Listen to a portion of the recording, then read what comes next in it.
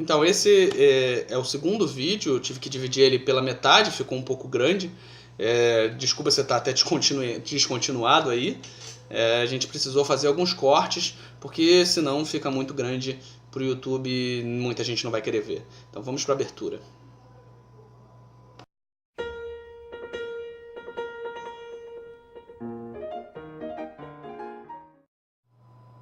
Vamos responder agora a questão 21, também do caderno branco. Ela dispõe uma imagem e o enunciado. Então é para a gente utilizar a imagem. Isso é outra dica, sempre que eles te dão um texto, eles te dão uma imagem, use a imagem, não ignorem, não passem por cima daquilo, porque ela é importante. Você pode, apenas com o conhecimento da imagem e de alguma interpretação e um mínimo de conhecimento de história, você consegue acertar com facilidade. Nesse caso específico é uma questão sobre apartheid. Então você precisa compreender o que foi a política do apartheid, que era um projeto de segregação racial feito na África do Sul. Então, um pouco de atenção em sala de aula você já conseguiria responder essa questão. O regime do apartheid, estou lendo o enunciado, o regime do apartheid adotado de 1948 a 1994 na África do Sul fundamentava-se em ações estatais de segregacionismo racial. Na imagem, fuzileiros navais fazem valer a lei do passe, que regulamentava o ou a. Letra A. Concentração fundiária, impedindo os negros de tomar posse legítima do uso da terra.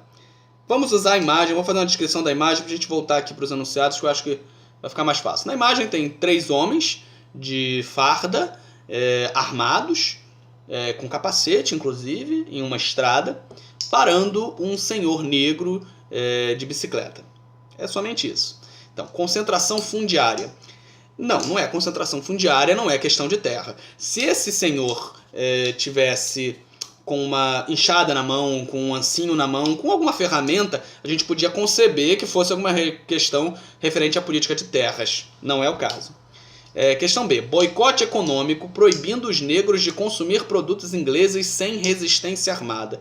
Em primeiro lugar, que resistência armada para consumo é algo bastante complexo. Eu pego uma arma para você me obrigar para eu te obrigar a vender alguma coisa para mim. E de qualquer maneira, na própria imagem, já que a gente está se propondo a usar a imagem, não tem nenhum tipo de referência a isso. Ele não está armado, ele não está tentando comprar, ele não está tentando entrar numa loja. Ele só está tentando passar. Questão C. Sincretismo religioso, vetando os ritos sagrados dos negros nas cerimônias oficiais do Estado. De novo, não tem nenhum tipo de referência à religião na imagem. Se ele estivesse tentando entrar num templo que fosse de outra religião, se ele estivesse fazendo qualquer tipo de atividade religiosa, não é o caso.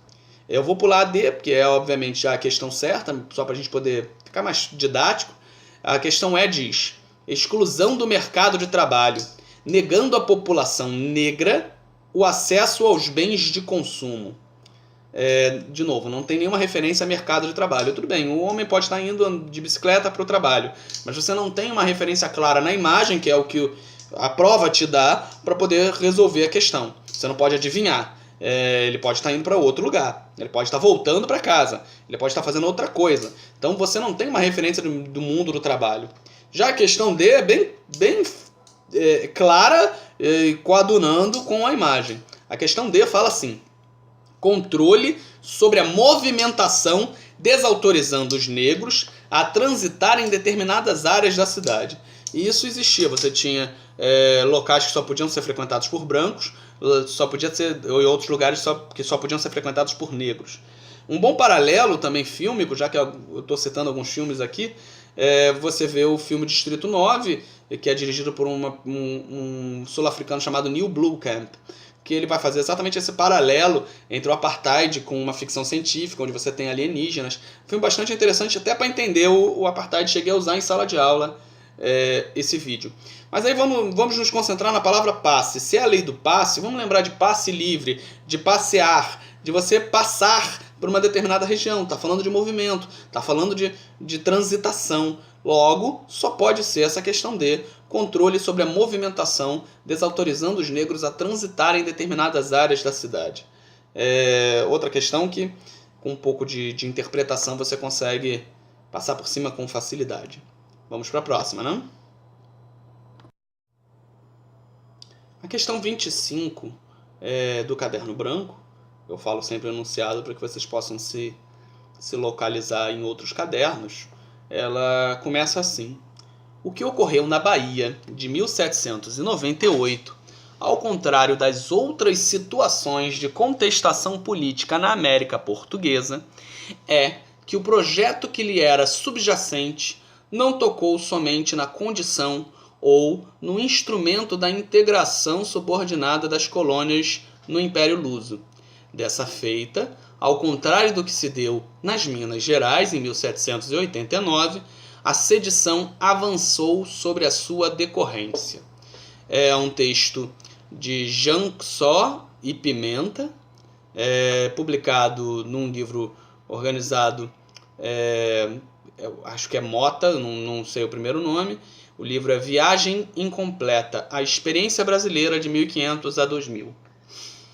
Já adianto logo que é uma questão que vai fazer um comparativo entre Inconfidência Mineira e Conjuração Baiana, que é uma maneira bastante moderna, uma maneira que está se usando muito de trabalhar essas duas revoluções sempre em contraste uma com a outra.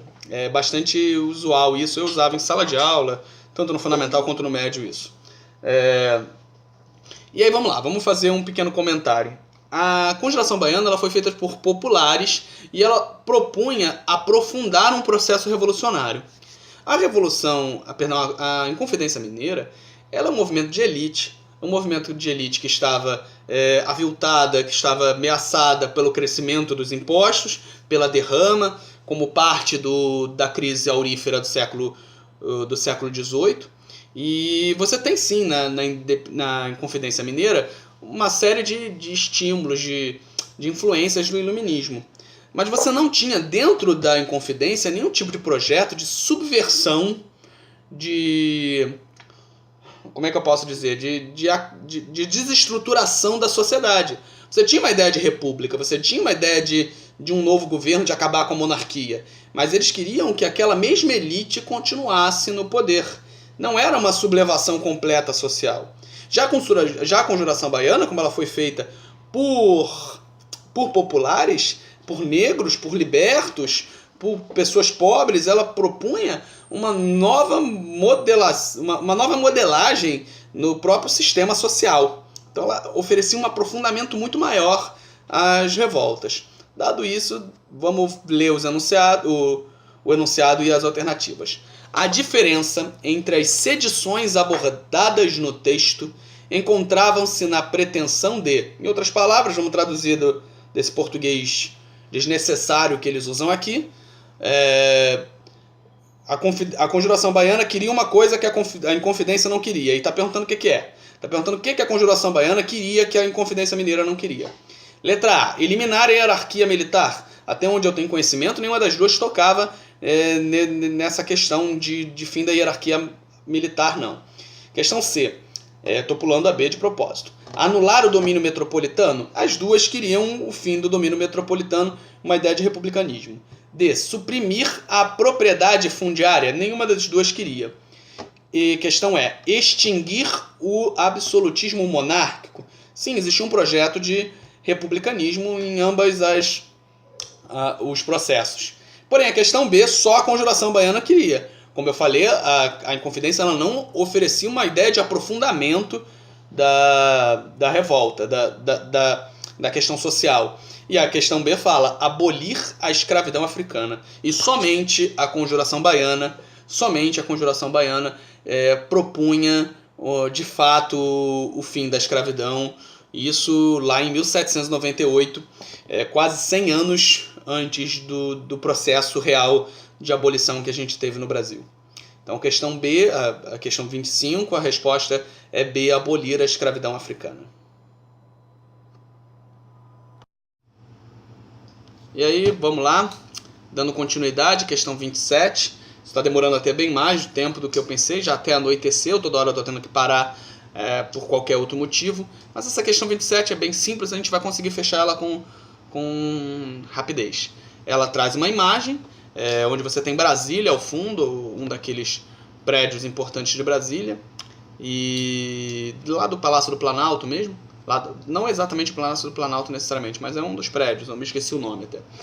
E você tem um carro de luxo, rabo de peixe, um carro bonitão, com duas senhoras apoiadas nesse carro, né? E tá escrito assim: novo toque de elegância na moderna paisagem brasileira. Cinca Chambó.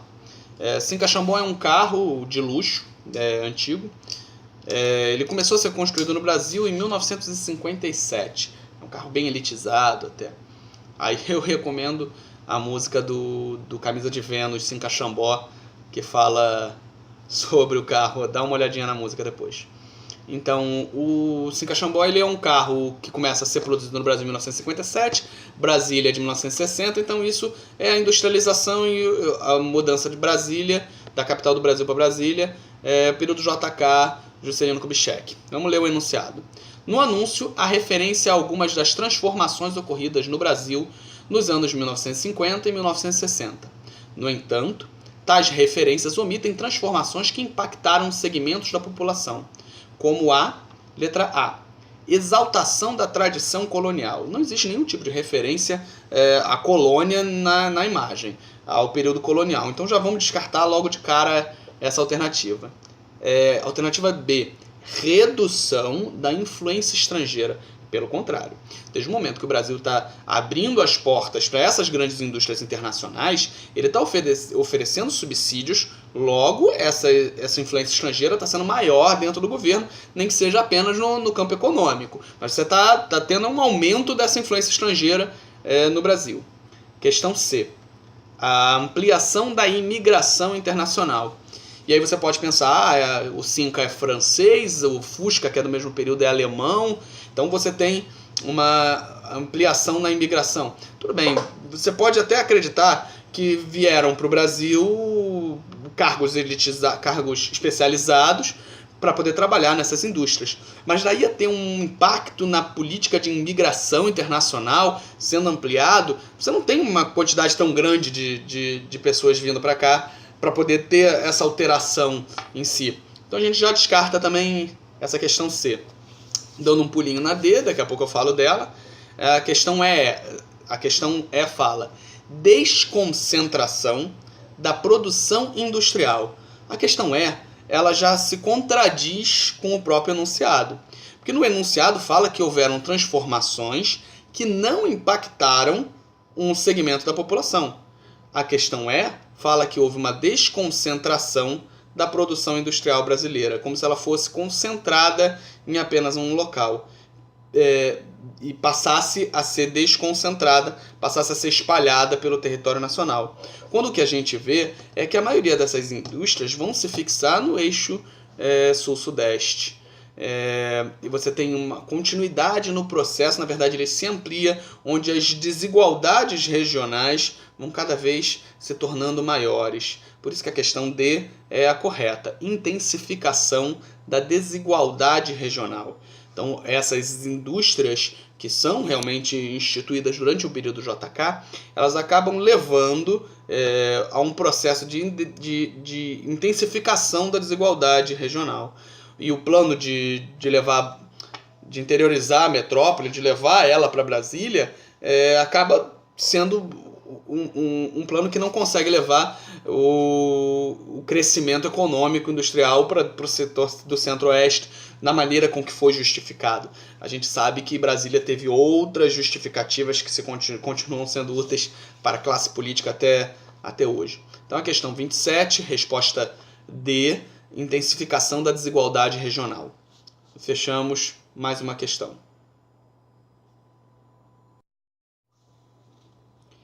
Questão 30 agora do caderno branco, é uma questão de cunho teórico, que vai trabalhar sobre a ideia de patrimônio cultural, então é uma questão que também trabalha com a questão de interdisciplinaridade.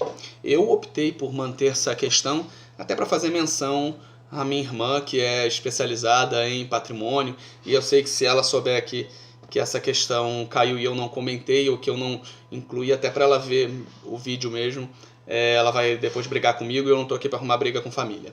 Então vamos lá. Tem uma imagem e um texto. Nessa imagem você tem uma mão de um senhor, é uma mão enrugada, um senhor de blusão, um blusão bem alinhado, mas daqueles antigos. Esse senhor está com algo que parece uma talhadeira na mão e ele está lixando, esculpindo, ele está trabalhando em cima de um instrumento, parece ser um cavaquinho, um violão, um alaúde, algum instrumento musical, certo? E embaixo a gente tem o seguinte texto: a eleição dos novos bens, ou melhor, de novas formas de se conceber a condição do patrimônio cultural nacional, também permite que diferentes grupos sociais, utilizando as leis do Estado e o apoio de especialistas, revejam as imagens e alegorias do seu passado, do que querem guardar e definir como próprio e identitário. É um texto que é publicado num artigo chamado Cultura Política e Leitura dos Passados, Historiografia e Ensino de História. Na verdade, num livro da civilização brasileira. E aí a gente tem o seguinte enunciado: o texto chama atenção para a importância da proteção de bens que, como aquele apresentados na imagem, se identificam como. Então a gente vai trabalhar as questões novamente para poder ficar mais simples. É uma imagem, como eu falei, de um senhor trabalhando num instrumento musical, certo? Então a questão A fala assim, a alternativa A, artefatos religiosos. Então esse bem se identifica como um artefato religioso? Não, é um instrumento musical em si, ele já não seria um artefato sagrado, um artefato religioso. Questão B, alternativa B, heranças materiais. Quando a gente trabalha com a noção atualizada de bem, não necessariamente é uma questão material. Se a gente for parar para pensar, esse senhor pode produzir milhares de instrumentos como esse durante toda a sua vida. Ele pode ter uma pequena fabriqueta onde ele produz vários desses instrumentos. Mas pode ser que ele seja o último grande conhecedor da forma de fazer os instrumentos com a mão. Então, a herança material não necessariamente é a mais importante nesse processo que a imagem está demonstrando, tá? A materialidade ela não é a principal questão quando a gente está falando da nova visão do que é um bem, certo? A questão C fala objetos arqueológicos. Vamos descartar de cara essa também, porque não se trata de algo que faça uma ligação com sociedades passadas, com sociedades indígenas antigas, que seja um achado arqueológico. Não é algo que está sendo feito até contemporaneamente, você pode estar fazendo agora. Então não necessariamente é a idade do material em si, do objeto material, que dá a importância sobre ele especificamente. Questão D, peças comercializáveis. O fato de algo ser vendido ou não vendido não necessariamente guarda a chave da importância dele como um bem. Por outro lado, a questão que é a questão que é correta, ela fala de conhecimentos tradicionais. Em outras palavras, o importante aqui não é o bem, o instrumento, mas sim a arte de construí-lo, a arte de você estar esculpindo a madeira até alcançar esse bem. É o conhecimento que é imaterial e precisa ser preservado. Você não necessariamente precisa conservar todos os violõezinhos que esse camarada fez, mas você precisa que esse conhecimento, essa forma, esse ato de fazer seja passado de geração para geração, para que isso não se perca no contínuo do tempo. Então a questão 30 do caderno branco, essa questão do violão, do patrimônio, a resposta certa é conhecimentos tradicionais. Questão 32 agora, também do caderno branco, ela fala sobre a Operação Condor. Então vou ler o enunciado aqui. A Operação Condor está diretamente vinculada às experiências históricas das ditaduras civil-militares que se disseminaram pelo Cone Sul entre as décadas de 1960 e 1980. Depois do Brasil e do Paraguai de Stroessner, foi a vez da Argentina em 1966, Bolívia 66 e 71, Uruguai e Chile em 73, e a Argentina novamente em 76. Em todos os casos, se instalaram durante ditaduras civil-militares, em menor ou maior medida. Maior medida do civil, maior medida do militar. Aqui no Brasil a gente teve toda uma base civil que deu apoio para a ditadura militar. Isso está muito consolidado dentro da historiografia atual. Com base na doutrina de segurança nacional e tendo como principais características um anticomunismo militante, a identificação do inimigo interno, a imposição do papel político das Forças Armadas e a definição de fronteiras ideológicas. Então vamos lá, vamos primeiro, a gente precisa fazer alguns conhecimentos. Vou ler o enunciado antes. Levando-se em conta o contexto em que foi criada, a referida operação, ou seja, a Operação Condor, tinha o objetivo de coordenar Então, a Operação Condor tinha como objetivo coordenar o quê? Qual era o objetivo da Operação Condor? Então, a gente precisa resgatar o que foi a Operação Condor dentro desse contexto. A Operação Condor foi um capítulo da Guerra Fria, certo? Onde os Estados Unidos, em especial a CIA, ela instruiu essas ditaduras latino-americanas do Cone Sul de como você combater pessoas que eram contrárias a seus regimes, pessoas que, na opinião da CIA naquele momento, estavam influenciadas e tendenciosas para o regime comunista. Você lembra que o contexto aqui é Guerra Fria, é a disputa ideológica entre capitalismo e comunismo. A gente ainda tem a União Soviética forte, ou pelo menos aparentemente forte no cenário internacional. A gente tem Cuba acontecendo há relativamente pouco tempo. Então existe uma necessidade, existe um interesse da política da CIA e dos Estados Unidos de frear qualquer tipo de sublevação dentro dessas potências do Cone Sul. Então ele faz isso financiando, instruindo e auxiliando esses locais. Então vamos voltar para as alternativas. Então o objetivo da Operação Condor é, letra A, modificação de limites territoriais. Não existe nenhum tipo de interesse de você mudar a fronteira do Uruguai, do Brasil, para poder frear qualquer tipo de projeto, qualquer tipo de idealização de sublevação regional. Questão B. Sobrevivência de oficiais exilados. Aí, usando o cenário brasileiro, que a gente é mais presente dentro da nossa cultura, a maioria dos exilados não eram oficiais do exército. A maioria dos exilados eram ao contrário, eram artistas e eram oposicionistas aos regimes militares. Então, mesmo que você precisasse manter um ou outro militar vivo fora do território, você não precisaria de uma operação, e não seria interessante para a CIA manter um general brasileiro, argentino, paraguaio, boliviano, etc., vivo, a ponto de incentivar uma operação como essa. A questão C.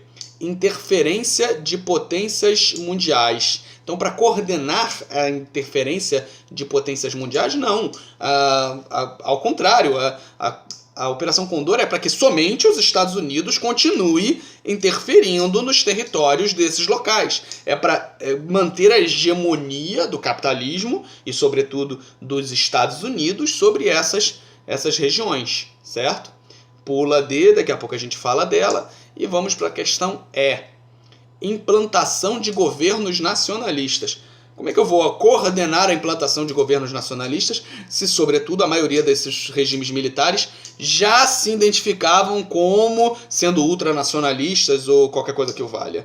Então, não posso ter como interesse fazer algo que já está feito. Não é coerente. Então, vamos riscar essa questão E. A questão correta é a D. Repressão de ativistas oposicionistas. E lê-se nesses ativistas oposicionistas um plano duplo, na verdade, né? A CIA ficava muito satisfeita porque evitava qualquer sublevação nesses países que pudessem dar apoio para Cuba ou para qualquer outra revolução comunista no mundo. Ao mesmo tempo, os governos locais eles se beneficiavam através do Projeto Condor, onde seus militares eram instruídos, até com técnicas de tortura, eles aprendiam como proceder e eram treinados para isso. Então era uma via de mão dupla entre esses países e a CIA. E a questão certa da questão, a alternativa certa da questão 32 é a alternativa D, repressão de atividades oposicionistas. Questão 37 do caderno branco é outra questão que vai trabalhar com interdisciplinaridade, trabalhando um pouco de história, mas também trabalhando aqui os conceitos ligados à antropologia cultural, antropologia enquanto ciência. E a gente sabe que poucas escolas de ensino médio têm condição, muitas vezes, de oferecer o ensino de antropologia para os seus alunos. Mas, ao mesmo tempo, não é uma questão que é assustadora ou coisa parecida. Vamos lá. São 2 textos. Acho que é Lilian Schwartz, né? E a outra, K.V. Silva. Desconheço. Dicionário de Conceitos Históricos. Por sinal, tem esse livro. Vamos lá. Texto 1. Documentos do século XVI algumas vezes se referem aos habitantes indígenas como os Brasis ou gente Brasília e, ocasionalmente, no século XVII, o termo brasileiro era a eles aplicado, mas as referências ao status econômico e jurídico desses eram muito mais populares. Assim, os termos negro da terra e índios eram utilizados com mais frequência do que qualquer outro. Texto 2. Índio é um conceito construído no processo de conquista da América pelos europeus. Desinteressados pela diversidade cultural, imbuídos de forte preconceito para com o outro, o indivíduo de outras culturas espanhóis, portugueses, franceses, anglo-saxões, terminavam por denominar da mesma forma povos tão díspares como tupinambás e os astecas. Vamos ao enunciado. Ao comparar os textos, as formas de designação dos grupos nativos pelos europeus durante o período analisado são reveladores em outras palavras, o que deixa claro, o que fica revelado a partir dos 2 textos, que era a opinião dos conquistadores sobre os seus conquistados, certo? E aí a gente vai estar falando a um nível geral de todo o processo de colonização. Apaches, Dakota, Azteca, Maia, Tupinambá, todos esses são indígenas, são nações com muita diferença entre si e que eram todos coletivizados como índio. Lembrando aqui que o termo índio em si provém ainda daquela concepção de que, na verdade, Colombo estava tentando descobrir as Índias, por isso a pessoa da terra é chamado de índio ou negro da terra. Por que eles chamavam, em outras palavras, todo mundo de uma coisa só? Então aqui a gente precisa, antes de mais nada, entender o que é o conceito de etnocentrismo. Etnocentrismo é quando uma determinada etnia, é quando um determinado grupo, isso está ligado depois aos processos de nacionalismos, se identifica como superior a todos os outros. Tá? E automaticamente, se você é superior, você ignora todas as outras diferenças. Vou dar um exemplo aqui que não tem nada a ver, só para a gente poder manter essa linha de pensamento. O romano chamava todos os povos ao norte da Europa de povos bárbaros, porque ele considerava que esses povos eram inferiores a eles, tinham um deboche até com a forma de falar.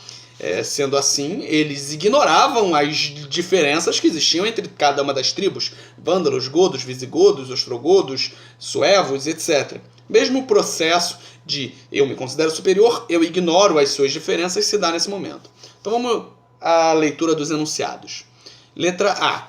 A concepção idealizada do território, entendido como geograficamente indiferenciado. Não, Não, já vamos esquecer isso, porque não, o europeu não é burro. O europeu, ignorar é aquele que não quer um determinado conhecimento, ele ignora ele. Não necessariamente ele deixa de conhecer determinadas coisas. Desde o momento que é uma empreitada que tem ligação específica com o lucro, como é que eu vou diferenciar o que é a geografia de um local, o que é a geografia de outro? Então, estudos eram feitos, dado a ciência daquela época, óbvio, para entender como no Brasil você tinha determinado potencial para plantio e não tinha imediatamente metalismo, você não tinha como extrair metais, ao mesmo tempo no Potosí você vai ter minas de prata e etc. Então eles tinham um conhecimento geográfico e diferenciavam as suas regiões, sim. Então já pode descartar por essa palavra geograficamente indiferenciado, né? Por esse termo. Questão B. Percepção corrente de uma ancestralidade comum às populações ameríndias. Como se eles entendessem que todo mundo tinha um único ancestral, quando é outra coisa também que não existia esse interesse. Eu não preciso nem me preocupar com qual é a realidade, qual é a herança cultural desses povos. Eles são inferiores, eu não quero saber deles. É esse o pensamento comum a todos esses conquistadores. Então já ignora também a B. Vamos pular a C, daqui a pouco eu falo dela. Vamos direto para D. Transposição direta das categorias originadas no imaginário medieval. Então, se a gente está falando de categoria social do imaginário medieval, a gente vai estar falando de nobre, a gente vai estar falando de servo. E dessa relação entre nobre e servo, quando não é o que se aplica aqui no nosso território, aqui na América. Então, já pode questionar, já pode tirar completamente a questão D. A questão E fala de visão utópica configurada a partir de fantasias de riqueza. Tudo que é falado de utópico se baseia no livro de Tomás Moros, onde ele descreve um local perfeito, uma ilha perfeita, com um governo perfeito, que é a utopia. Automaticamente a gente fala de utopia, fala de perfeição. Então, se eles tinham uma visão utópica sobre a nossa sociedade, eles consideravam ela perfeita, portanto superior a deles, o que já não é a pretensão aqui. A gente sabe que existia uma postura etnocêntrica, uma postura de superioridade que está descrita nos dois textos. Tem que concordar com os textos. Lembre-se sempre disso quando você está fazendo uma questão. E aí a questão certa é a questão C. Olha como ela fala. Compreensão etnocêntrica acerca das populações dos territórios conquistados. Em outras palavras, o europeu médio, o europeu nessa época, estava pouco se lixando para quem eram aqueles índios, para as suas diferenças, para as suas realidades cotidianas, para os deuses que eles adoravam. Eles só prestavam atenção naquilo que fosse favorecer o seu controle sobre eles, certo? Então, a questão C, que fala desse etnocentrismo, fala desse sentimento de superioridade, é a questão correta é a alternativa correta dessa questão 37. A questão 39 é uma questão que nem é diretamente apenas sobre história, é outra questão bastante interdisciplinar. Talvez eu não precisasse nem comentar, fazer a resolução dela, mas eu acho importante deixar fixado. Até porque ela já virou meme da internet, eu já via a imagem que está disposta nela. Então é uma questão que discute faz a discussão de gênero no Enem, então é bastante interessante ver como existe da parte dos idealizadores do Enem o interesse exatamente de que isso se torne uma discussão. Existe uma demonstração de que isso é importante na opinião desses desenvolvedores. Então eu acho isso maravilhoso, eu acho que é um tema que tem que ser trabalhado, eu acho que tem que ser discutido sim, inclusive em sala de aula, tanto na sala de aula de história, de sociologia, de filosofia. Eu acho que a discussão de gênero ela tem que ser colocada em sala de aula, porque é na sala de aula que a gente aprende, é na sala de aula que a gente discute, é lá que é o local. Então é uma imagem e um texto. Na imagem tem uma mulher com algo que parece um desinfetante na mão, e ela está com um vestuário que se assemelha ao vestuário de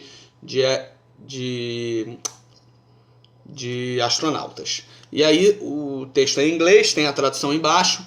As mulheres do futuro farão da Lua um lugar mais limpo para se viver.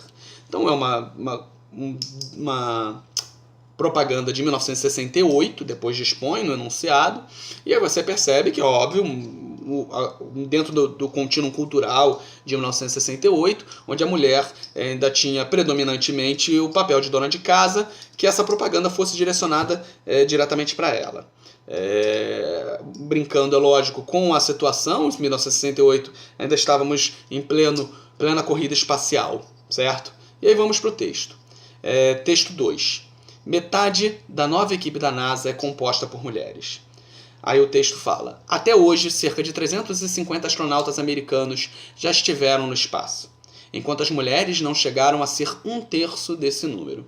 Após o anúncio de turmas compostas de 50% por mulheres, alguns internautas escreveram comentários machistas e desrespeitosos sobre a escolha nas redes sociais.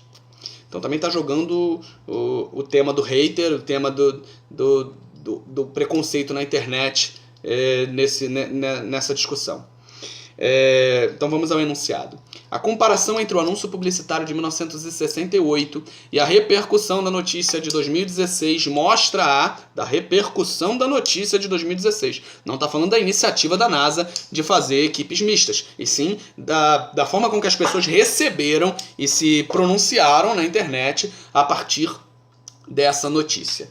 Então ela demonstra que, questão A, a alternativa A, elitização da carreira científica. Sim, a carreira científica é elitizada, mas aqui a gente não está fazendo uma discussão social, a gente está fazendo uma discussão de gênero, que não necessariamente pressupõe essa alternativa.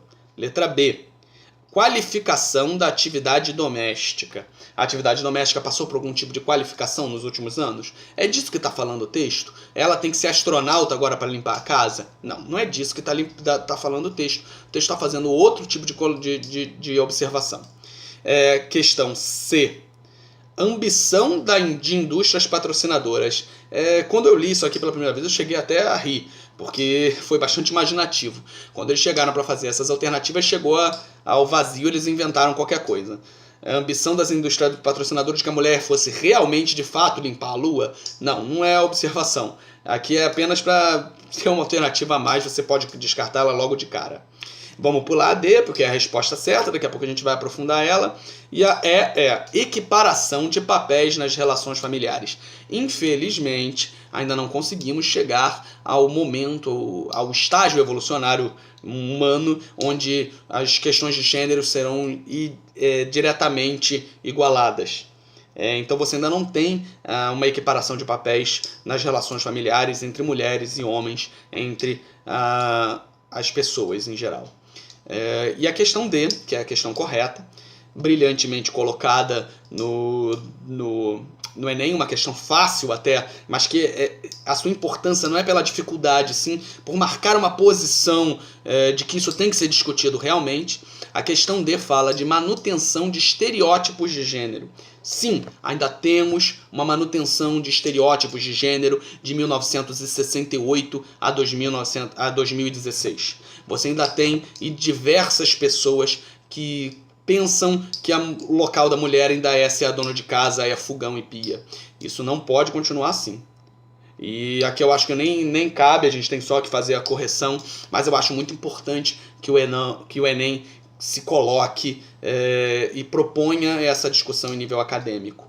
É bastante interessante e bastante significativo que essa questão tenha sido inclusa na prova desse ano. Chegamos agora à última das questões da prova branca, que é a questão 41. É uma questão que vai falar sobre a Nova República. Então eu vou ler o enunciado e depois eu vou fazer um pequeno comentário. Batizado por Tancredo Neves de Nova República, o período que marca o reencontro do Brasil com os governos civis e a democracia ainda não completou seu quinto ano e já viveu dias de grande comoção. Começou com a tragédia de Tancredo morre, seguiu pela euforia do Plano Cruzado, instituída pelo governo Sarney, conheceu as depressões da inflação e das ameaças da hiperinflação, também no governo Sarney, e desembocou na movimentação que antecede as primeiras eleições diretas para presidente em 29 anos. O Álbum dos Presidentes, a história vista pelo JB, escrito em 1989, esse texto. Bastante atual até, né?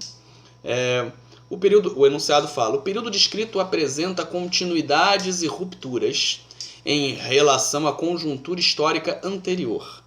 Isto é, ele fala de continuidades e rupturas entre o período militar, civil-militar brasileiro e a nova república. Uma dessas continuidades consistiu continuidade, algo que existia no período civil-militar e que continua existindo nessa nova república que inicia com Tancredo / Sarney. Questão A. Alternativa A. Representação do legislativo com a fórmula do bipartidarismo. Vamos descartar, porque o bipartidarismo, ou seja, a formação de apenas 2 partidos, existia durante o período militar. Existiam só 2 partidos, o Arena e o MBL. E esse MDB, perdão. E o MDB, esses 2 partidos são anulados, eles deixam de existir, você tem liberação para a construção de diversos partidos na década de 80. Isso vai acontecer a formação do PDT, do PT, do PSDB e diversos outros partidos, né? O PTB, por exemplo, vai ser feito nesse período, certo? A questão B. Detenção de lideranças populares por crimes de subversão. O crime de subversão era a forma com que o governo militar utilizava para poder prender pessoas que se opusessem contra o regime. No momento que você não tem mais período militar, você não tem mais esse crime por subversão. Automaticamente, se a pessoa é presa, se a pessoa rouba, se a pessoa mata, se a pessoa comete um crime, ela é presa. Ou deveria. Automaticamente, se ela comete uma subversão, se ela está planejando algo contra o governo, se ela está criticando o governo, ela não é presa apenas por pensar, apenas por, bota aspas, subversão. Pula a questão C, porque é a questão correta, daqui a pouco a gente fala dela, e vamos para a questão D. Prorrogação das restrições advindas dos atos institucionais. Os atos institucionais era a forma como o governo militar governava, na verdade. E a partir do momento que você tem o fim do período militar, você não tem mais a continuidade desses atos institucionais. Eles deixam de existir. Logo, essa questão não está correta porque a gente está falando de continuidade. A questão fala de estabilidade da economia com congelamento anual de preços. O congelamento de preços é uma das estratégias utilizadas quando você tenta frear um processo inflacionário. Então, automaticamente, você está uma questão de contradição. Como é que você vai ter uma estabilidade se você está tentando frear um processo de inflação? E aí o próprio enunciado coloca que existiu, dentro do processo do plano cruzado, a hiperinflação, depressões econômicas, então não existe essa estabilidade econômica, certo? Dentro dessa continuidade. Então, a única alternativa que sobra é a alternativa C, vamos ver porque ela está correta. Ela fala de presença de políticos com trajetória no regime autoritário. Por eliminação, a gente já podia marcar essa questão C, porque a gente já viu que as outras estão equivocadas. Mas a gente sabe que existiram diversos políticos nesse início de nova democracia que tinham uma atuação em diversos níveis diferentes dentro do governo militar, seja em oposição ou dentro da situação. E aqui eu não estou fazendo nenhum tipo de acusação, falando que de qualquer observação, mas sim, existiam pessoas que tinham participado do processo político. A gente tem, por exemplo, diversas pessoas que eram do Arena ou do MDB e que migraram para um dos outros partidos novos, ou até fundaram esses partidos novos. A gente pode fazer só uma lista pequena, para a gente também não ficar aqui se estendendo. Paulo Maluf foi governador de São Paulo em 78, ainda estava durante o período militar. O Sarney foi senador em 71 e governador do Maranhão em 66, o que se torna vice-presidente do Tancredo e depois assume a presidência com a morte desse. Então a gente já tem esses nomes e diversos outros que não cabe aqui citar, de pessoas que dão continuidade. Então, a questão 41 do Caderno Branco, essa questão que fala sobre a nova república, a alternativa correta é a presença de políticos com trajetórias no regime autoritário. E aqui eu quero fazer só uma pequena observação, porque o conteúdo, a intenção aqui é corrigir o Enem, a gente acabou de fazer isso, mas muito interessante que os idealizadores do Enem coloquem uma questão falando de continuidades de políticos não democráticos, políticos ligados ao autoritarismo, ao projeto autoritário dentro da nova república. Eu identifico particularmente, não li nada sobre isso na internet, dentro dessa questão, uma referência bastante clara e crítica ao atual momento político nacional. Os idealizadores do Enem aqui estão falando claramente que algo está acontecendo, pelo menos eu consigo enxergar isso. Não sei se é algum tipo de erro da minha parte, certo? Bom, gente, chegamos ao fim da correção do Enem. Eu espero ter sido claro, espero ter passado esses minutos com vocês tentando ser menos chato, menos enfadonho. Isso sempre foi uma grande cruzada minha como professor, fazer com que a história fosse legal. Pena que aqui eu não posso levantar, balançar, porque quem teve aula comigo sabe que eu sou bastante agitado. Eu estou aqui tentando ficar sério, por mais que eu tenha balançado muito, mas a minha perna não para de balançar. Eu toda hora pego alguma coisa aqui na bancada para poder mexer, da minha personalidade, isso é de mim, eu sou muito inquieto. Mas eu espero que vocês tenham gostado. E assim, esse é um projeto inicial. A gente tem que deixar claro aqui que é feito com humildade, eu não sou dono da verdade, então eu posso ter cometido qualquer tipo de equívoco. Se você tem alguma questão que você queira que eu esmie, você pode escrever aí nos comentários do YouTube ou até do Facebook, caso isso esteja sendo compartilhado. Aí, se isso chegar a mim, eu vou responder da melhor maneira possível. E também, se existe interesse de outros vídeos falando sobre história, eu estou à disposição. A minha intenção é até montar realmente um canal onde a gente possa estar conversando sobre história, sobre política, sobre cultura em geral, e que eu possa colaborar com alguma coisa. Muito obrigado a todos. Se gostaram, dá uma curtida aí no vídeo e compartilha. Vamos ver no que vai dar, né? Boa noite.